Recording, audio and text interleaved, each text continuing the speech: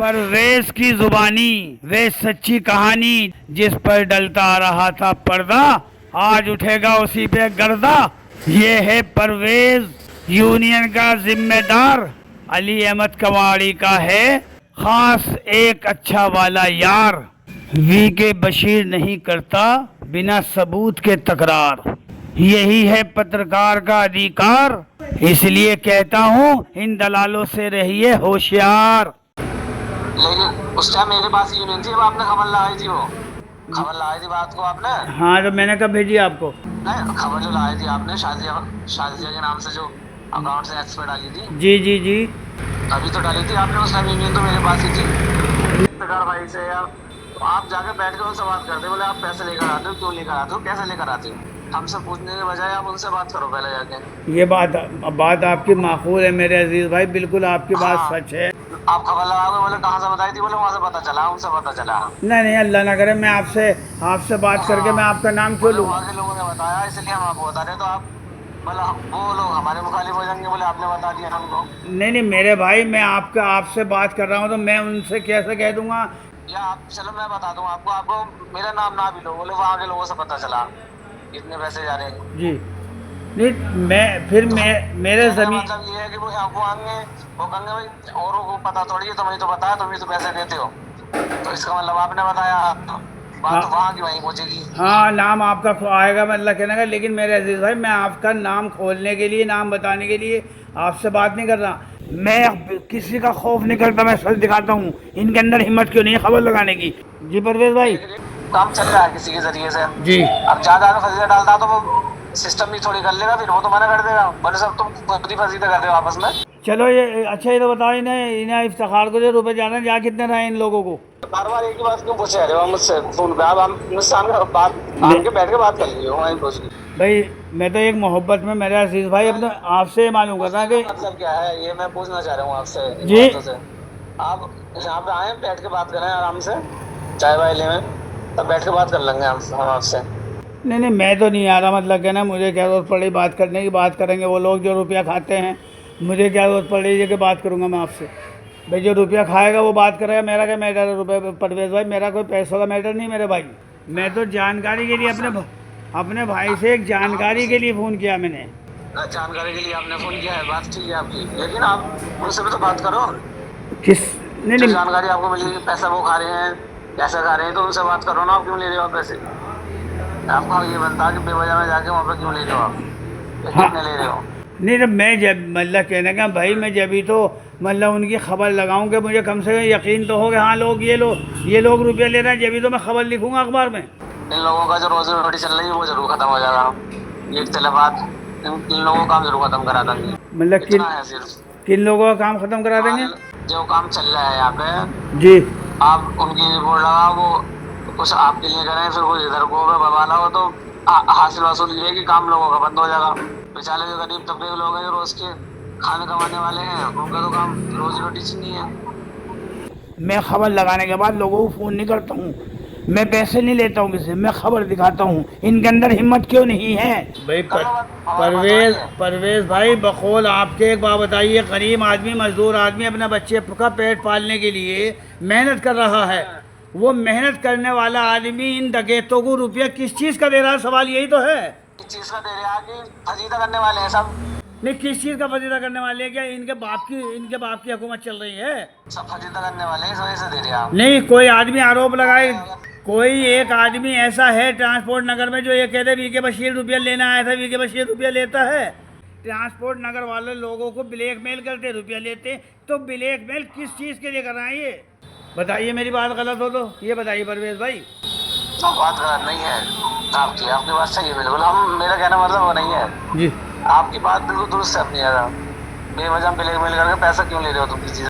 परवेज भाई मैं आज उस चीज़ के लिए नहीं लिखता हूँ, कभी भी मैं उस चीज़ के लिए लिखता हूँ कि टैंकर चोरी का कटा था, उसमें कार्यवाही क्या हुई? कभी आपका नाम लिया किसी ट्रांसपोर्ट नगर वाले का? मैंने नाम लिखा है? अब मेरा नाम तो पीछे आया था, अभी पीछे वीडियो चलाई थी उन्होंने, रहमत अली लगाई थी भाई। एवरेज कटान कराते हैं, नजीरत वालों से गाड़ी कटवाते हैं, फाइनेंस की गाड़ी कटवाते हैं।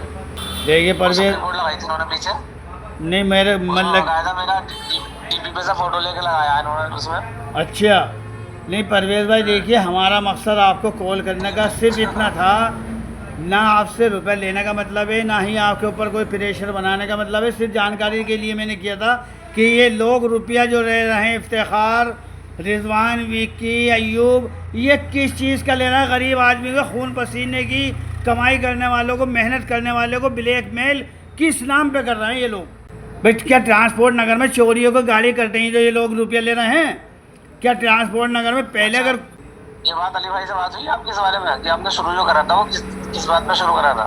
देखो सुनिए, हम आए तो हमसे बताया गया कि ऐसे ऐसे वहाँ जाते वहाँ जाते वहाँ जाते जी, जब कोई भी पुराना वाला आगे वाले को देता तो पूरा चार्ज बता के देता, बोले फला फला जगह जा रही। हाँ सही बात है ऐसी वो मतलब आप चलता आ रहे हैं जी। अब ये तो जहाँ से शुरुआत हुई वो इस चीज का जवाब तो वो देगा ना। नहीं इसमें देखिए शुरुआत इनकी क्यों करी? जी, हालांकि कोई उसूल नहीं बनता देने का पैसे, हाँ वही तो सवाल है। इसके पैसे भाई दूसरा आदमी अपना कारोबार कर रहा तो तुम्हारे काय के पैसे हो गए? हाँ वही तो सवाल है परवेज भाई, ये तुम लोग तो कितने लोग हैं लेने वाले ऐसे तो नहीं तो भाई, कहाँ तक आदमी देगा? अरे मेरे अजीज भाई वही तो सवाल है कि आप मेहनत करने बस वाले ये कि अगर घंटी कौन बांधे, जी, हम घंटी बांधे कोई फसीदा है मार्केट में तो बोले हमने तुम्हें जिम्मेदार बनाया लोगों ने, अब पैसा तो हम दे रहे, तुम क्यों फसीदा बोल रहे हैं? अच्छे तुमने फसीदा क्यों करता? आप मेरी बात को जी ना जी तुम पैसे लेने को कह सकता। जी एक अगर हम कारोबार से हट के अगर में जी तो हम इतने मजबूत हैं जी, कि हमसे कोई पैसे नहीं ले सकता। सही बात है जिस घराने से जिस ताल्लुकात हम रखते हैं, जो हमारा घराना अपना, जी जी जिससे हमारी पोस्ट है, तो कोई हिम्मत नहीं है कि हमसे कोई 1 रुपया ले ले। ये का मैं भी कर दी मैंने, जी पहले उनको करी है, मेरे अजीज भाई, पहले उनको करी है। हाँ देखिए मेरा काम जिस तरीके से आपसे बात करिए, आपसे तो बहुत प्यार से करिए, उनसे बहुत खतरनाक लहजे में करिए। नहीं तो आप मुझसे खतरनाक लहजे में करेंगे तो मेरे भाई मैं मतलब कहना कर लीजिए, आप मुझसे खतरनाक लहजे में बात कीजिए, मुझे क्या एतराज़ है? और आपको क्या एतराज है? आपको तो अपने बैठ के कुछ भी लिख के सामने डाल देना, बाकी जामे भाड़ में सब लोग बात कर सके। आप मुझे पत्रकारों का मसला रहता नहीं, मतलब पत्रकारी मिल गई है वो सोचा कुछ भी कर सकते हैं। दिलों में मुनाफिकत ज्यादा है, हाँ। मतलब जबान से तो इतना मीठा इंसान की बस कुछ पूछिए मत। जी जैसे जी, सबसे बड़ा हमदर्द आपका ही है। बेशक बेशक और बेशक, कोई इंसान दिल में आपके लिए नफरत पैदा किए फिर रहा हूँ। हाँ चलिए मतलब कहना कैसे इसको मतलब क्या हूँ मैं? जी जी जी जी परवेज भाई, मैं अब बता दीजिए मुझे कौन कौन लोग हैं जिनको रुपया जा रहा है, बस इतना बता दीजिए मुझे आप। ना इफ्तिकार भाई है, इनसे बात कर लीजिए, जी। इनके पास ही आता है पैसा। जी इफ्तिकार भाई है तो वो कौन सा वाला इफ्तिखार? ये मीडिया का, जिनकी आप बात कर रहे थे अभी, मीडिया का अधिकार अखबार जो चला रहे हैं? वही है और कौन है? अच्छा मेरे अजीज भाई बात सुनिए, मेरा काम, मैंने खबर लगा दी, बाकी जो भी है इसके अंदर जो भी कार्यवाही होगी मैं वीडियो नहीं हटाया करता। पुलिस से बात कीजिए, आप पुलिस से बात कीजिए, मेरा मैटर नहीं है, पुलिस से बात कीजिए आप। अस्सलाम वालेकुम। आइए आज आपको और कुछ नया दिखाता हूँ।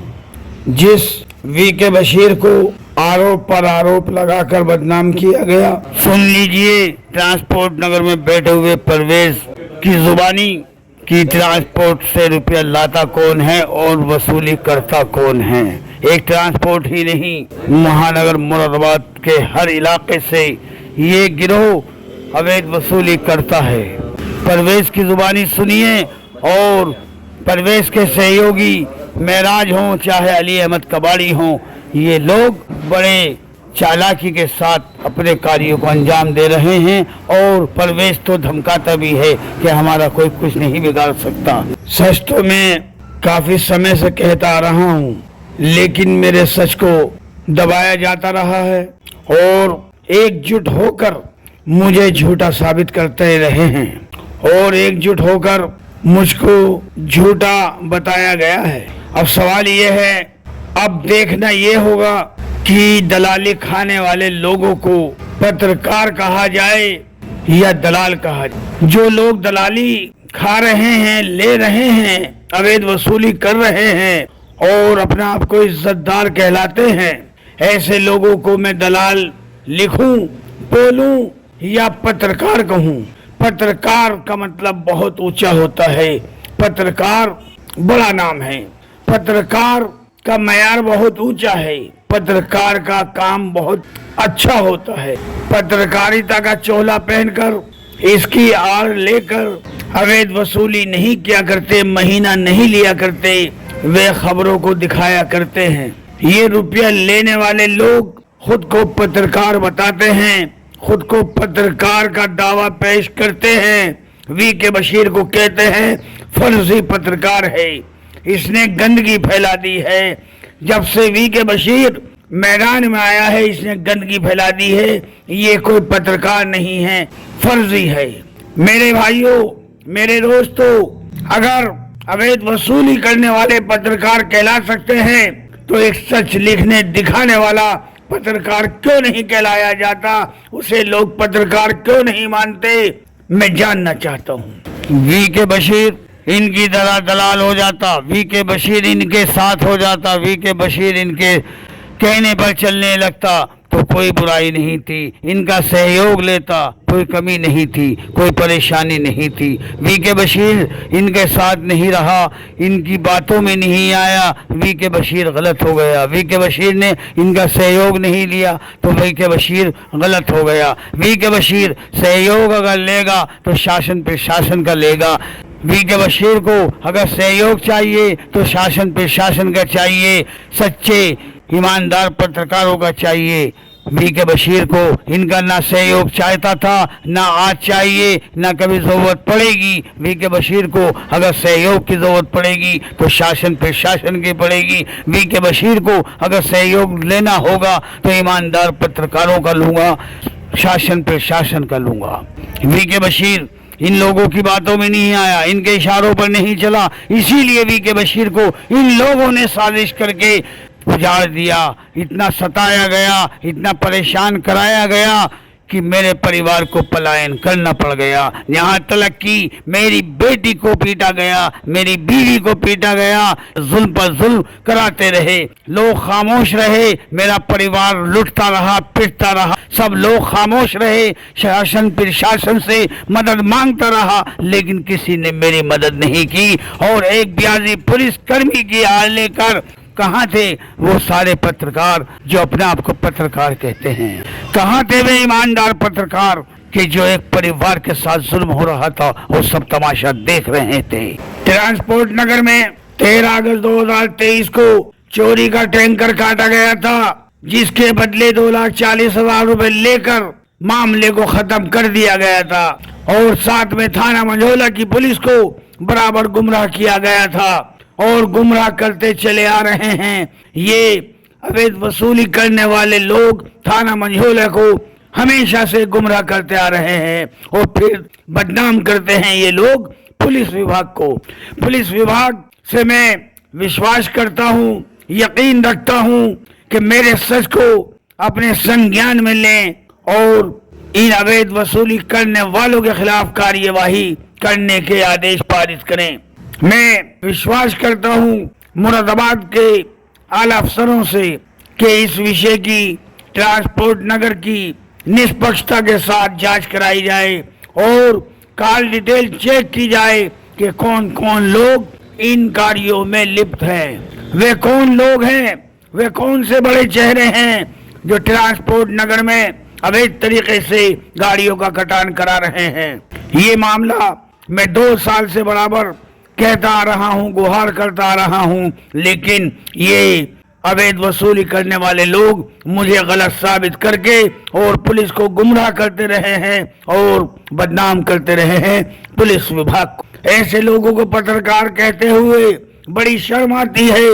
मुझे एहसास होता है कि जहाँ कलम के सिपाही सच लिखते हैं वहाँ ये कलम की आड़ लेकर पत्रकार जगत को बदनाम करने में कोई कमी नहीं छोड़ रहे हैं। अफसोस इस बात का होता है जहाँ बड़े बड़े अच्छे नामवर सहाफी हैं उनके होते हुए अगर इस तरह पत्रकारिता की आड़ में लोग अवैध वसूली करते रहेंगे और ब्लैकमेलिंग का कारोबार करते रहेंगे तो और वो उसके बाद भी ना लिखें तो बड़े अफसोस होता है, एहसास होता है।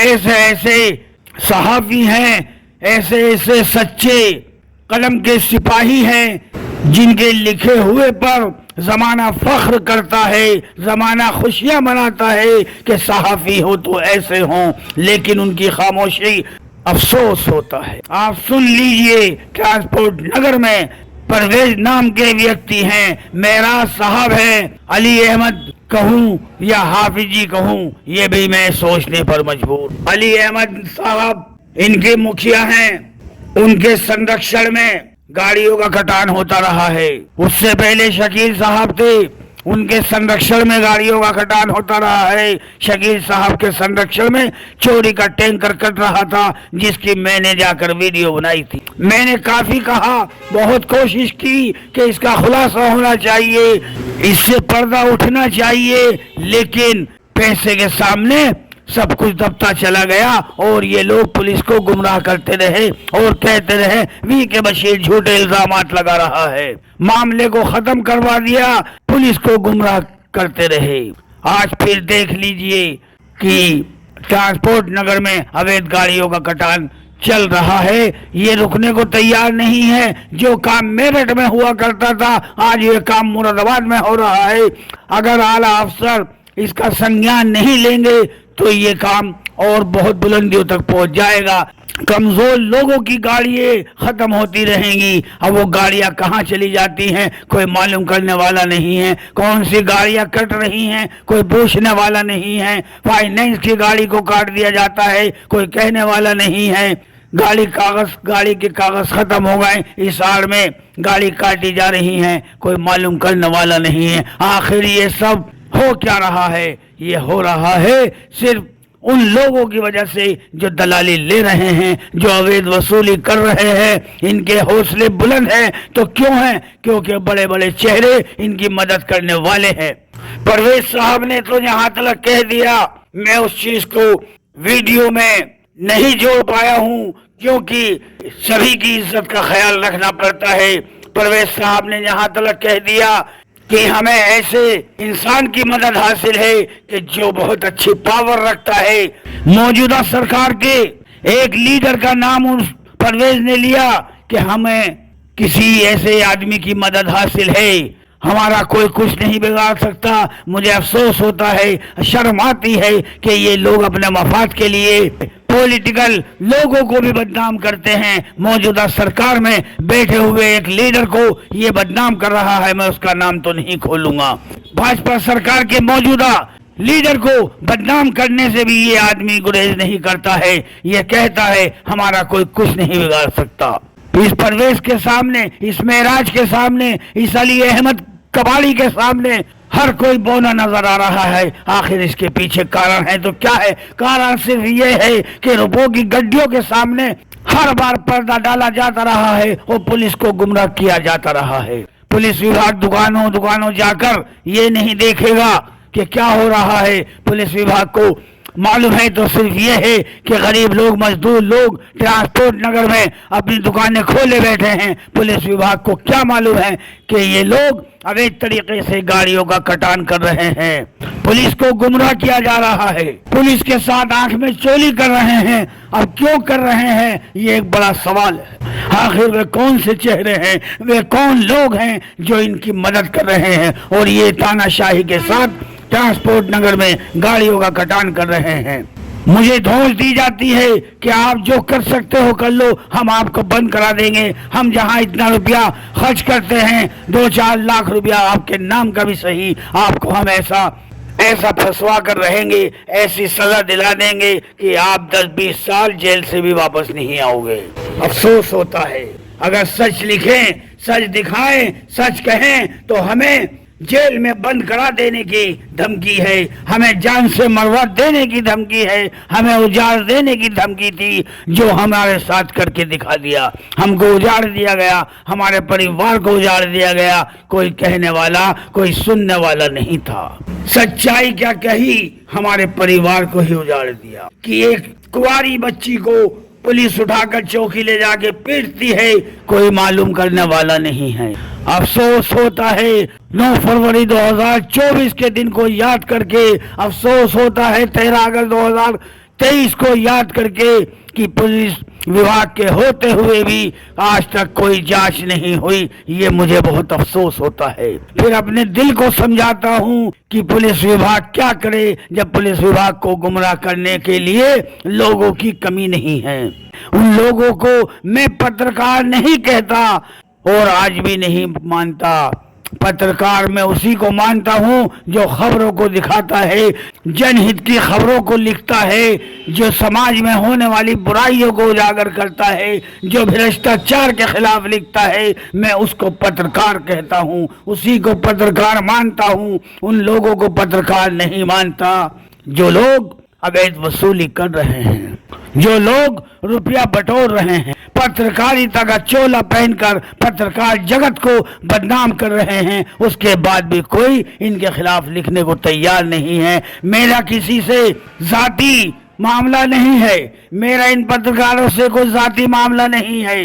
ये लोग कहते हैं वीके बशीर जाति रंजिश रखता है, जाति रंजिश मेरी किसी से नहीं है, मेरे किसी से कोई ऐसे मामलात नहीं है। मुझे शिकायत है तो इस बात की है कि पत्रकार जगत का, कि पत्रकारिता का चोला पहनकर जो आप लोग कर रहे हैं वो मुझसे बर्दाश्त नहीं होता। इसलिए मैं बराबर बोलता रहता हूँ, बराबर लिखता रहता हूँ और आज फिर विश्वास यही करता हूं कि पुलिस विभाग जांच करेगी और इनके खिलाफ सख्त से सख्त कार्यवाही करेगी। इस वीडियो के अंदर ट्रांसपोर्ट नगर के अंदर बैठे हुए परवेज मियाँ हो, चाहे महराज मियाँ हो, चाहे अली अहमद कबाड़ी हो, ये लोग अवैध तरीके से गाड़ियों का कटान करा रहे हैं।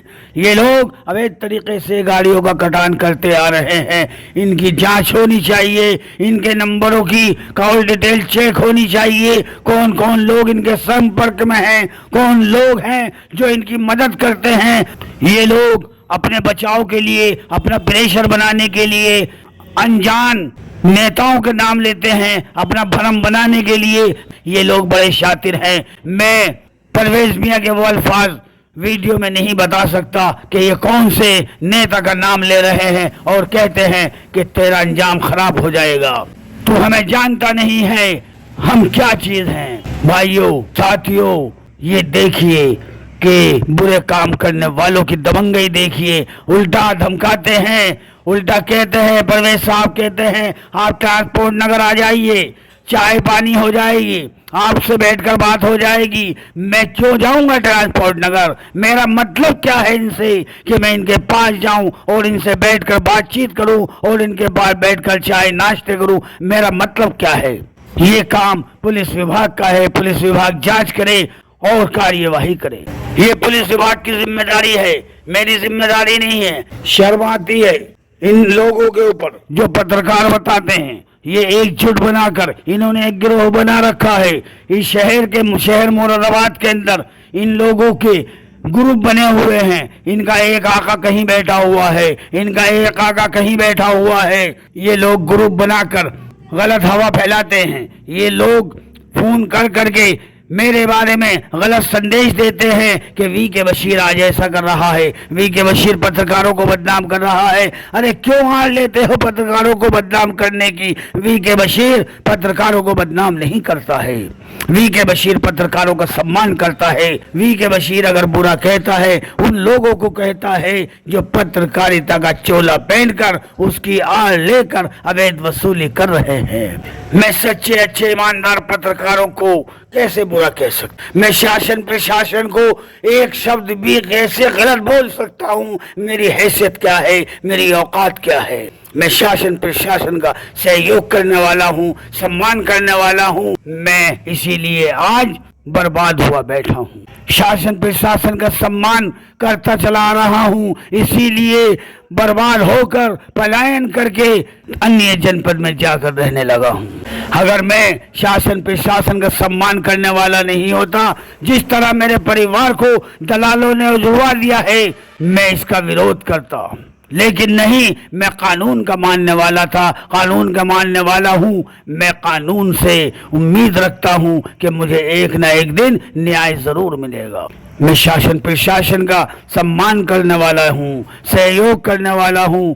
हाँ, जो बुराई है उसे मैं लिखने से दिखाने से बाज नहीं आता, ये मेरे अंदर कमी है। अगर ये मेरी बुराई है और मैं इस तरह से सच दिखाने की वजह से, सच लिखने की वजह से गलत हूँ तो ये आप लोगों का फैसला है। मैं इसमें भी खुश हूँ। मैं आज विश्वास के साथ फिर वीडियो जारी कर रहा हूं कि पुलिस विभाग आला अफसर इस मामले को अपने संज्ञान में लेंगे और इन दलालों की और इन अवैध वसूली करने वालों की जांच कराएंगे, निष्पक्षता के साथ जांच कराएंगे और इनके खिलाफ सख्त से सख्त कार्यवाही करेंगे। क्योंकि वजह है इन दलालों पर कार्यवाही अगर नहीं हुई तो पुलिस विभाग को ये बदनाम करने में कोई कमी ना तो इन लोगों ने छोड़ी है ना आगे छोड़ेंगे।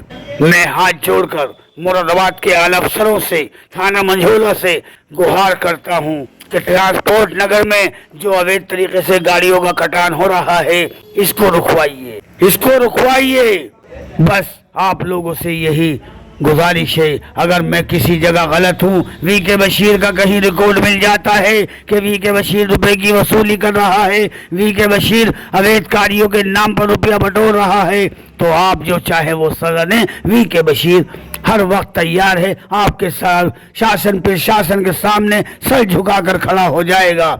मैं अब इसी के साथ लेता हूँ इजाजत। जय हिंद, जय भारत।